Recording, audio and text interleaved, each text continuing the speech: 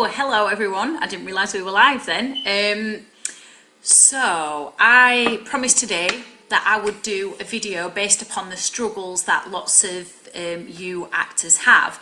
And I posted a question on Twitter and on our Facebook page asking what performance fears, what performance struggles do you have with your acting. And I got a lot of emails actually, and the one thing that came out more than anything was that most of you struggle to cry on cue. Now I totally get that, because it's been one of those things that I've struggled with as well until I learnt the method and I got a solid technique in place to help me to be able to cry on cue every single time it was needed of me. So I might as well just start with my story then. So when I was at drama school a long time ago, when I was 18 years old, we were given this exercise, and the exercise was basically to tap into our emotions and to connect to a really sad scene. Now the scene was you paired up boy girl. The circumstances were that you'd lost a child, and the female, which would have been my role, was going through all the child's clothes, and then the male actor comes in and sees his wife going through this dead baby's clothes, and then the scene was to carry on from there. Now, so they were the circumstances. This was the scene that we had to share in front of each other. I was only, 18 or 19 years old when I did this scene, and I'd not lost a child, obviously, because I'd never had a child, but I had losses in other areas. So when I got into the scene, when it was my turn, to go up, I thought, well, okay, I can connect to these other losses that I've experienced in my life. Obviously, being 18, 19, I was only very young at the time and didn't have a lot of life experience, and certainly didn't understand life the way that I do now, being 32. Anyway, so I got up, I did this scene, and I cried. I cried in the scene, and I thought, woohoo, I am a really good actress.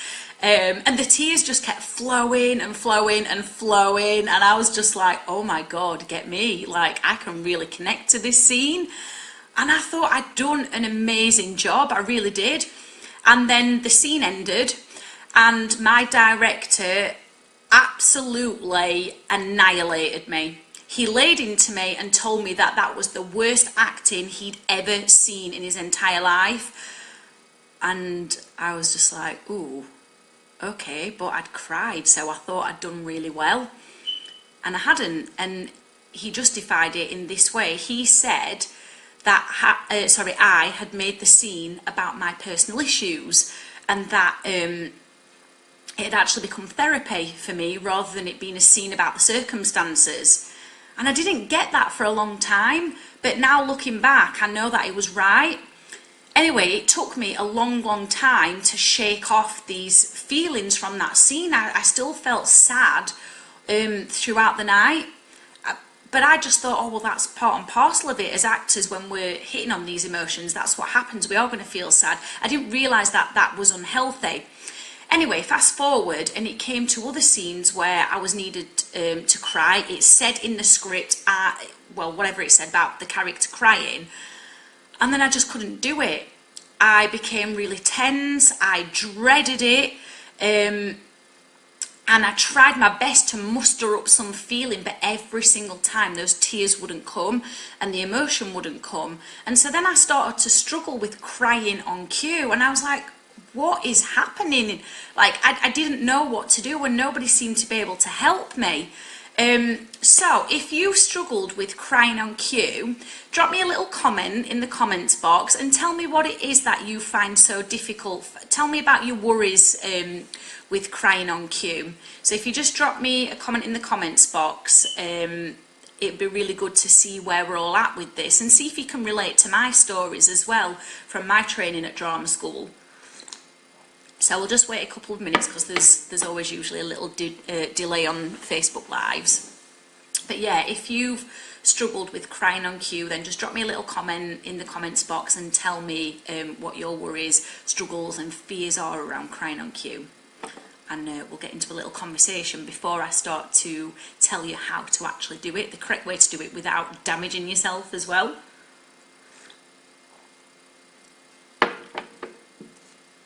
Okay, so there's nothing coming through at the minute, and that's okay. Whilst we wait for people to start making the comments, what I will say is that actors, when it comes to crying on cue, and they see it in the script that, you know, there's no two ways about it, the character does cry, they do get trapped in some particular habits, which I want to go through. I've got my little notebook here because I don't want to miss anything, because I can talk about this forever, but I've made some points that I want to hit with you, which I think are really important.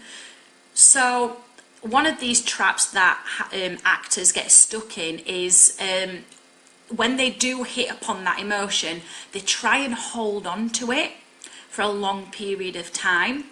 The problem with this is that in real life, our emotions don't last for long periods of time, because things start to happen. There's different circumstances at play in our lives where we're taken out of that emotion, or the emotion subsides, or another emotion crops into the moment. So holding on to an emotion for a long period of time is not a great thing to do as an actor. And I know it can feel really good because you're like, yes, I've hit upon something and I don't want to let it go. It's not good, because then it becomes self-indulgent, and it becomes about you as the actor holding on to that emotion, as opposed to the behaviour in the imaginary given circumstances, which is what acting's all about. It's about you finding that moment-to-moment spontaneous behaviour. Okay, and we have to remember that emotions are actually a byproduct of circumstances. The way I explain it to my actors who study with me on the 12-week method acting program is that if you were to look outside, or just go out and people watch anywhere, in a coffee shop, in town, wherever, a shopping centre, you know, even people watching your own family, people do not generally try to force out emotions. Nobody walks around trying to cry. Nobody walks around trying to be overly happy or angry or excited. What we actually do is the opposite, is we suppress emotions because we don't want to make ourselves vulnerable. That's what we do. So if you people watch, actually what you'll find is behaviour as opposed to emotions just being blurted out left, right and centre. Okay, so Ben's commented, and he says, I find I can cry on cue when it's not needed, if that makes sense. Yes, that does make sense. And that's because you're relaxed. What we do as actors is we put so much pressure on ourselves to be able to cry in that moment that actually our creative impulses become blocked, and that causes tension. So creative tension, which comes about mentally and physically. Now, all tension is rooted in our mind. It all comes from a thought. So if we're thinking, shit, I need to cry in this moment and I can't do it, that mental tension is affecting our body, and it affects.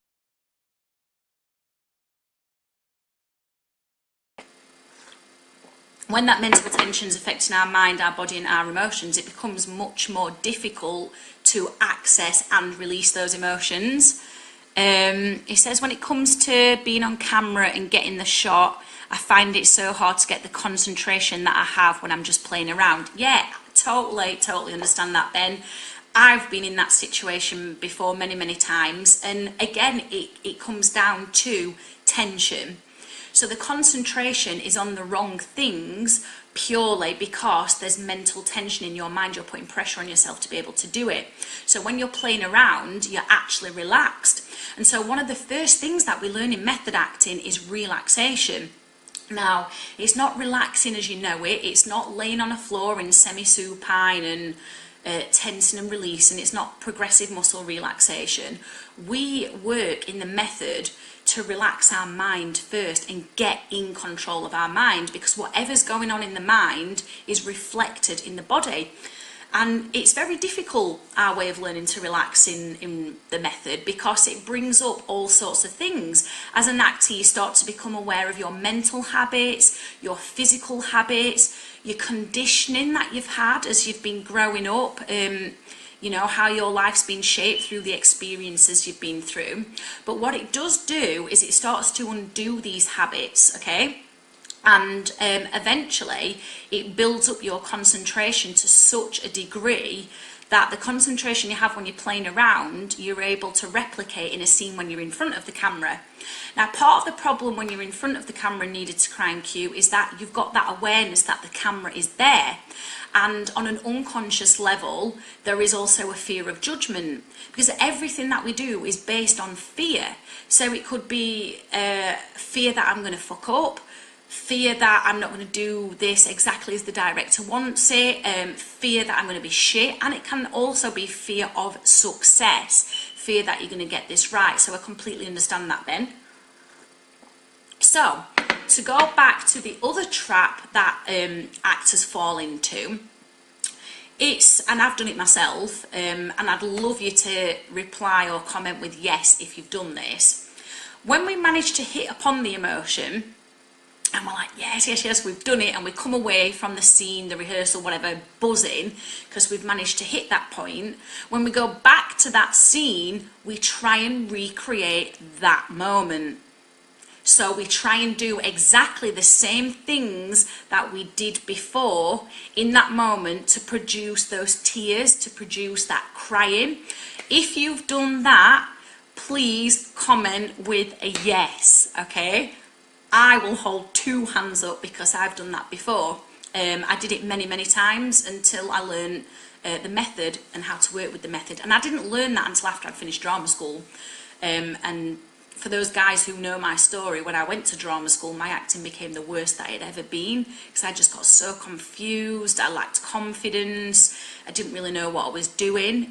So if you've tried to recreate that same moment before, hit yes. Ben, you've hit yes, you're with me. We've all done it, you know. Every single actor's done it, and there's, you know, it's just one of those things. But luckily for you, I'm going to tell you how to avoid that today. So I'm just going to go back to my notes because I want to make sure I don't waffle on forever and miss anything. Okay, so as I've said to you before, as human beings, when it comes to emotions, we try our best to hide and suppress them. So if you think back to a time where you've cried, and it could be watching a sad movie, it could be at a funeral, it could be at a breakup, you know, when a pet's had to be put down, whatever the situation, I can 100% guarantee you that when you've been in front of other people, you've tried your best to hide those tears. Now, I can tell you right now, when I watch a sad film, even when I'm with my partner, who I feel very, very comfortable with, I try my best to hide those tears. I don't want him seeing me blubbering everywhere, because we don't like being vulnerable as humans. So what do? Oh, pretend that I'm wiping my makeup, or I turn my face away so he can't see me, or I go away and make a cup of tea where he can't see me and just like wipe these tears away. That's what we do as humans, because as I've said, God knows how many times tonight, we do not want to be vulnerable. But as actors, we've got this thing where we try our best to force an emotion out. We want to push that emotion out because it makes us feel good. We feel like, yeah, we've done our job. But acting is about behaviour. It's not about emotions. They are a byproduct of a situation, byproduct of circumstances. So that's the one thing that we've got to understand as actors. Now, if we're going to cry on cue each and every time it's, you know, required of us, because we've read in the script that this person breaks down and sobs as if their soul is breaking, the first thing that most actors do is go, shit, I've got to cry, can I even do that? I know I do it. So what you want to do firstly is get 100% clear on the given circumstances. This is the first thing you should be doing anyway, regardless of whether crying is expected of you or not. So what are the given circumstances? If you've got a notepad, write this down, because this is really, really important. Now, with the given circumstances, we want to break them down into events, okay? So what are the main events that take place throughout the script, or throughout the play, or the film? Once you've got them broken down into events, we then want to start to understand what circumstances have shaped this event. So the first thing we want to write down is what are the past circumstances that have led to this present moment within this event. So what are the past circumstances? Now the circumstances are the facts in the play that you can't change. You don't have the authority to change them because you're not a writer and you're not the writer. You're an actor, okay? So what are the past circumstances that have led up to this present event? When you've got those clear, you then want to get super clear on all the present circumstances. So write those down as well. So what are the present circumstances within this event? You can bullet point them, you can write them in sentences, you can write them in paragraphs, you can do what you want as long as you're not deviating away from them and you're not making anything up. So the given circumstances, okay? Then when you've got that, you need to figure out what is the underlying emotion. So what emotion is sort of excelling these tears? You know, we can cry tears of joy, tears of happiness, tears of anger, tears of frustration, tears of excitement. So what is the underlying emotion? Now, it's very rare that there will ever be just one emotion. There's usually a combination. So is it sadness? Is it sadness and fear? Is it sadness and anger, sadness and resentment? Like, what are these emotions underneath these tears? So you want to get super clear on them. Now, what I like to do and what I teach my actors to do as well is to just jot a little note down by the side of the script where this crying is required of you so you can see what you're working with, okay? So it could be fear. Most things are based in fear, fear or love. We're either working, trying to get away from fear or working towards love. And there's obviously a lot of emotions in the middle of there, in between. So write your given circumstances down first, past and present, and then figure out what emotions are at play. Because if you don't know what they are, you are simply going to be trying to cry, but you're not going to know exactly why you're crying. You're not going to know what it is that this character's feeling, because once you can figure out what they're feeling, you can start to figure out how to connect to that. So, is this making sense so far, everybody? If it is, please type a big hell yes in the comments box. If it's not, don't worry, that's absolutely fine. Just drop me a question and I can explain that a little bit more for you. So what I will do is just have a quick cup of tea, because there is always a delay on this. So if you want to write either a hell yes, you're understanding this, or drop me a question if you're not, I can explain it a little bit more. And don't worry if you're not understanding it. It's absolutely fine. There's no such thing as a stupid question. You're not going to get judged. I'm here to help you. I'm certainly not judging you on any questions that you've got. Yes, Mark is understanding it. Fabulous. Ben's understanding it. That's brilliant. Lindsay's understanding it. So this is fantastic. Doing it this way just breaks everything down and makes it so much more simpler. When you're simply just looking at it as, shit, I've got to cry, it's so much more difficult, because then you get foggy and a little bit unclear with everything. Okay, so we've got the circumstances. We're understanding what emotion is at play. Oh, we've got another hell yes, that's brilliant. So once we've got those two things, the next thing we need to do is understand what is the psychological need of that character in that present moment, in those imaginary given circumstances. The psychological need is very, very important to understand, because when we've got that, then we'll understand what behaviour we need to find. So, for example, I'm just going to give a really, really simple example. If I'm chewing gum, and this is the example I gave, a very basic example in class. If I'm chewing gum, what is my psychological need? So if you want to type that in the comments box, what is my psychological need if I'm chewing gum? Can anybody guess? So I'll just wait a couple of moments for you again, because as I said, there's always a delay on this. If you're not sure, it doesn't matter. Write that you're not sure in the comments box, because I'll let you know anyway. So the question is, if I'm chewing gum, what is my psychological need in that moment? What do I need? My name is easy to pronounce, by the way. Is it Monji? I'm not quite sure. Sorry if I've pronounced that wrong. Okay, so whilst we wait for those answers to come in, I'm going to give you the answer. Let's see if you've guessed it right. Okay, if I'm chewing gum, my psychological need is to have fresh breath. So I'm moving away from having stinky, horrible, smelly breath, because I don't want that, and I'm moving towards having fresh breath, so it's pleasant for me, so I don't get embarrassed, and so it's pleasant for everybody else.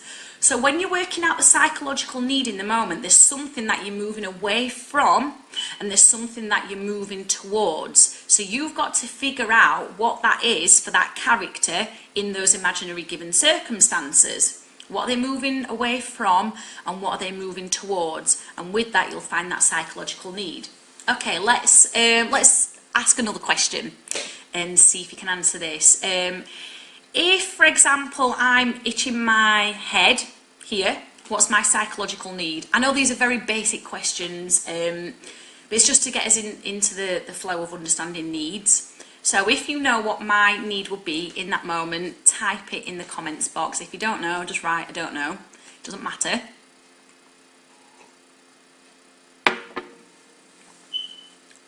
Okay, it looks like Facebook's been a little bit slow, so we'll just tell you anyway. So if I'm itching my head, my psychological need is to relieve the itch. It's pure and simple. I know these are very simple examples that I'm giving you, but I don't want to get too in depth right now. So I'm moving away from an itchy head and I'm moving towards relief, so it doesn't itch anymore. It's very simple, isn't it? So, for example, if we've got itchy forehead, yeah, absolutely. To relieve the itch, yeah, Lindsay Price has written that. Relief, Mark, yes, we're all on the right track. This is brilliant.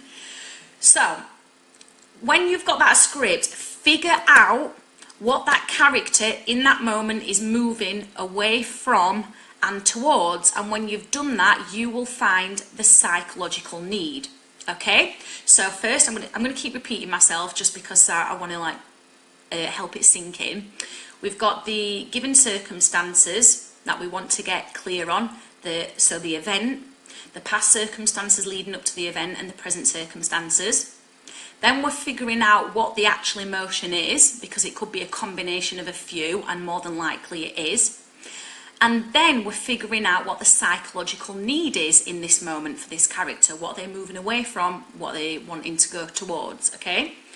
When we've got that, we can start to use what I call substitution, and what Strasberg, Uta Hagen and lots of acting coaches call substitution.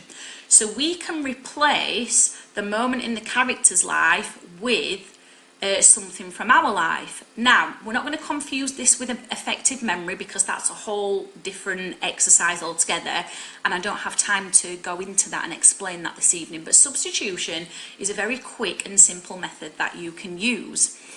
So you can substitute the psychological need from the character's life with a psychological need from your own life that is similar, and then you will start to find the imaginary, you won't find anything imaginary, you will find the behaviour under the imaginary given circumstances. So, for example, if the character is very angry and frustrated at a breakup, we'll figure out what the need is. Let's just say the need is to actually win that person back over, but the tears are coming out from frustration and anger.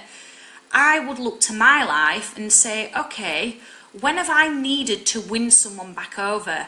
And in this moment, I also need to figure out what is at stake for this character, because if I don't know what's at stake, I'm never going to find the right intensity. So I would look to my life and I would say, okay, when have I needed to win someone back over, and when has a lot been at stake? And by the way, guys, you've always got to make sure the stakes are the highest possible. If they're not, you're going to start to find mediocre behaviour. So the stakes need to be as high as they possibly can be. So I would look to my life and I would figure out what that is. Down the side of my script, I would write maybe a very short sentence, or maybe 1 or 2 words, a trigger word, I like to call it, or a couple of trigger words, that when I'm in rehearsal, I know that I've got to concentrate on this substitution, okay? So, What's, substitutions can usually take about 5 to 10 seconds to manifest and for us to have a response to. So it's a good idea to write these substitutions, maybe a line before it's needed, or maybe a couple of lines before, depending. It's totally dependent on you, and it's dependent on how quickly this comes to you, and this is what you want to play around with in rehearsal. So you write that trigger word, or that short sentence where it's needed, and that's what you start to concentrate on inwardly, so in your imagination, at that moment when it's needed to cry. Now, the other thing is, you also need to be concentrating on your partner, because you're going to be responding to their behaviour. So this is where it can get a little bit tricky and a little bit difficult, and this is where we need to keep developing our concentration. So we're concentrating inwardly on this trigger word or trigger sentence, and we're also focusing on the behaviour of our scene partner. When we've got that psychological need in place, we know the circumstances, we know the emotion, we are more likely to find the behaviour, and with that, the emotion will come. Now, you don't want to fall into the trap of clinging on to that emotion, because that is not good. Emotions usually last a minute, couple of minutes. I mean, it depends on the circumstances. The maximum an emotion would last is 20 minutes. But if you start to play a mood, if you start to just cry and cry and cry and cry, we start to take ourselves away from the circumstances, and we start to not engage with the moment-to-moment behaviour that our partner is giving us, okay? Now, Uta Hagen, who was a fantastic actress and a fantastic acting coach, said this: mood spelt backwards equals doom. That's one little gem that I have always remembered from my acting training, and it's one little gem that I live by. So if I'm starting to play a mood and it's just going along on this level, it's going to spell doom, because I'm becoming self-indulgent and I'm actually forgetting my psychological need in that moment, and then the next moment, and then the next moment, and then the next moment. And moments move so quickly that we don't want to hold on to anything, okay? So is this making sense? If it is, please pop a yes in the comments box. If it's not, please just say no or ask me a question and I will explain it again for you. I hope it is though. I hope I'm doing a good job of explaining this. It would be really great if we could do like a group Facebook Live, and I could have you doing a scene right now, so I could actually coach you and help you implement these things. That'd be fantastic. But I don't know how to do that. So yeah, so if this is making sense, say yes. Thank you, Mark. Yeah, that's making sense to you. That's brilliant. Okay, so the problem is recreating this over and over and over again. Now, there is one little thing with substitutions. They can stop working. So we can become acclimatized to them and they don't work anymore. Now, so the job for you as an actor is to keep going back to the drawing board and keep going back to that psychological need, figuring out that emotion and substituting, or basically replacing something from your life for the character's life. Ben's put, definitely, I need to head out, but I will watch again later. Thanks for the advice so far. You're very welcome, Ben, and this will be up on our page for you to watch anytime, so don't worry. Okay. So substitutions can start to run out. You can acclimatise them and they cannot work anymore, so you keep going back when they're not working, and you can change them. The other thing is you have to be relaxed. If you're not relaxed, if there is one tiny little ounce of doubt in you, then you're not going to hit that moment. And the reason is because in your mind you're causing tension. When you cause tension mentally, it affects your creative impulses. And it affects your physiology, sorry, saying the complete wrong word there.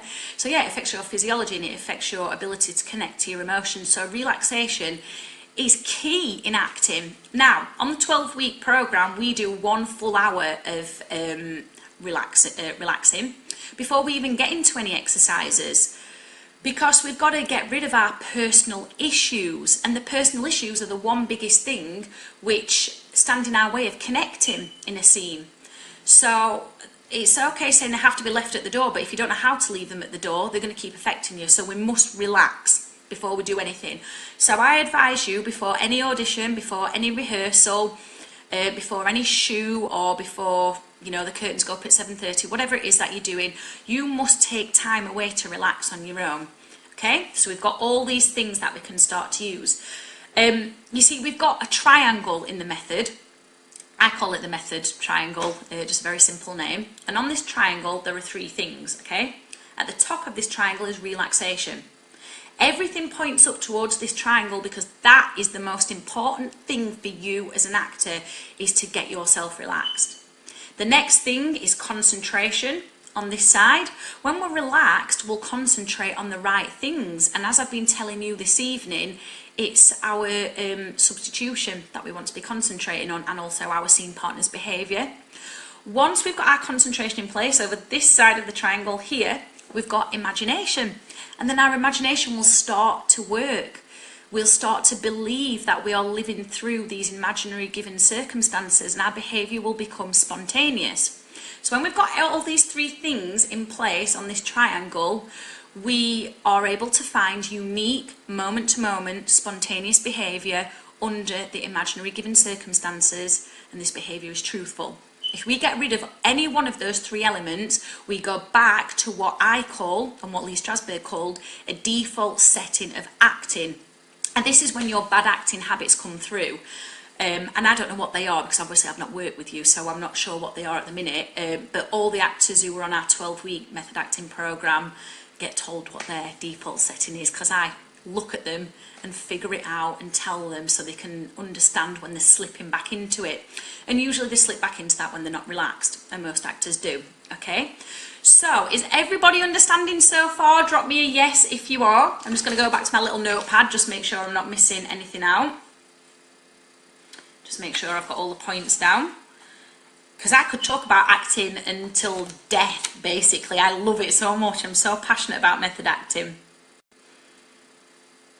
Okay, yeah, there's one last thing I want to speak about, and this is prep work. Preparation is so important.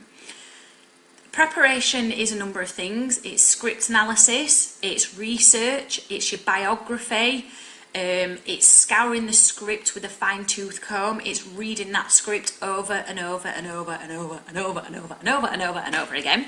Anthony Hopkins is famed for reading his scripts well over 200 times. So if he's doing that, there's no reason why you shouldn't be doing that as well. I appreciate he's getting paid a lot of money for that and probably has more time than you, and he's not holding up a full-time job, but you need to get yourself into good habits. With this preparation that you do, it fills up your unconscious mind, so that when you're in that moment and you're relaxed, you may be inspired by that preparation. You just don't know, because we don't know too much about the unconscious mind. We just know that it's the thing that that controls us, basically. We live through our unconscious mind. It's the conscious mind that makes rational decisions. So preparation is also key to help with this crying on cue, because the more you can fill up your unconscious mind, the more you're armed with in the moment to fire out. So that is basically how to cry on cue, and that will stop you, one, just crying and crying and crying like I did when I was at drama school and I did that exercise and my acting got slated by my director. And it'll also stop you tensing up and drying when you needed to cry in that moment. Now, there is just one rule with substitution, okay? There's one thing. I like to work with integrity as an actress and as an acting coach. With substitution, please, for the love of God, do not go to anything that you have not dealt with. Don't go to any moment in your life that is still raw, that you've not been able to put a lid on, because what will happen is the same thing that happened to me in that exercise at drama school. I couldn't stop the tears, okay? I was affected by that situation all night long, yeah? And this is why my director said that it had become more about therapy than about the circumstances that the character was in. And now I understand why he said that, and I appreciate that. So don't ever go to anything that you've never dealt with. We just don't do that.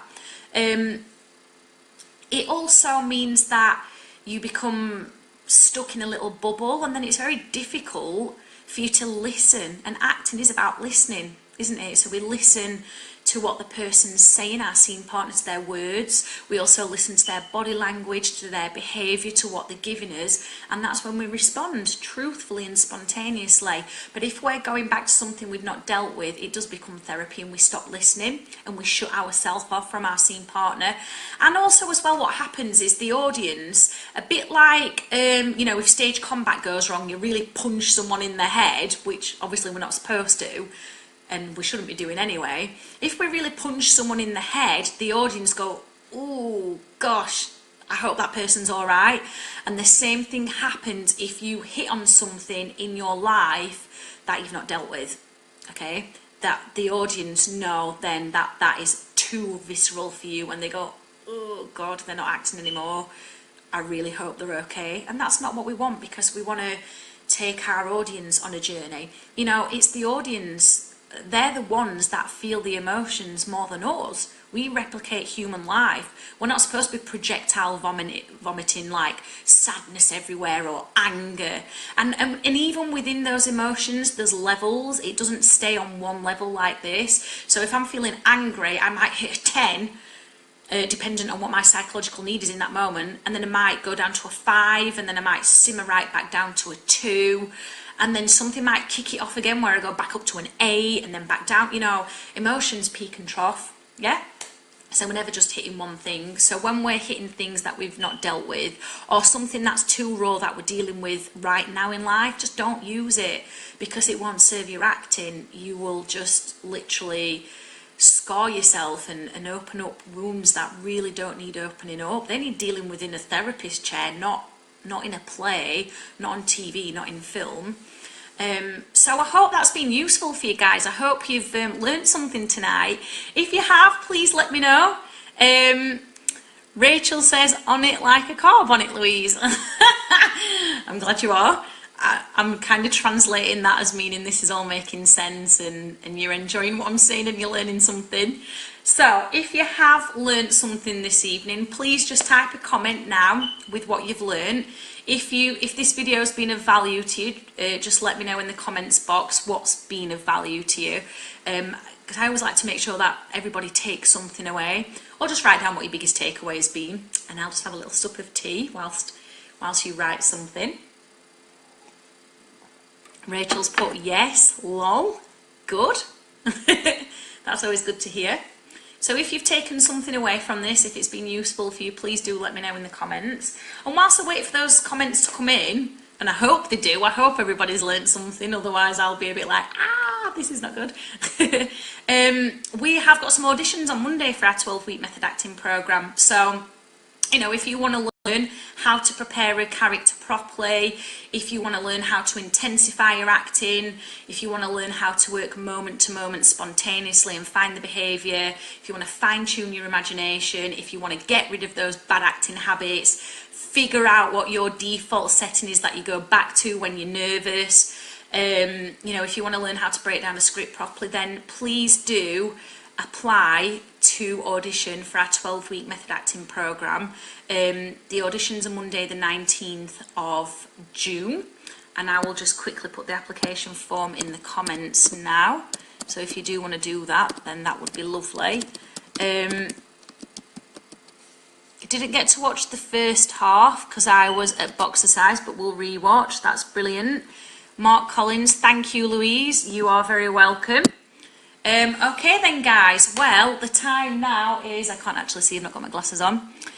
It's 7:20. I'm going to go off and have some tea now. It's been absolutely wonderful to speak to you, and I've really enjoyed this. If you'd like more of these videos, just let me know.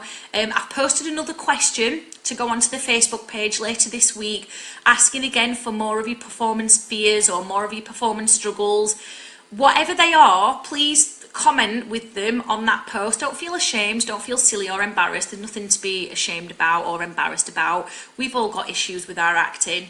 Post them on there, and then whatever comes through, I will do another video for you and give you some more tips and techniques to help you overcome that performance fear. So do keep a lookout on our Facebook page. It's also on our Twitter, which is @standbymethod, and I'll do another one of these videos for you next Monday. It's been fab, guys. Have a brilliant evening, whatever you're doing, and I shall see you again soon. Bye.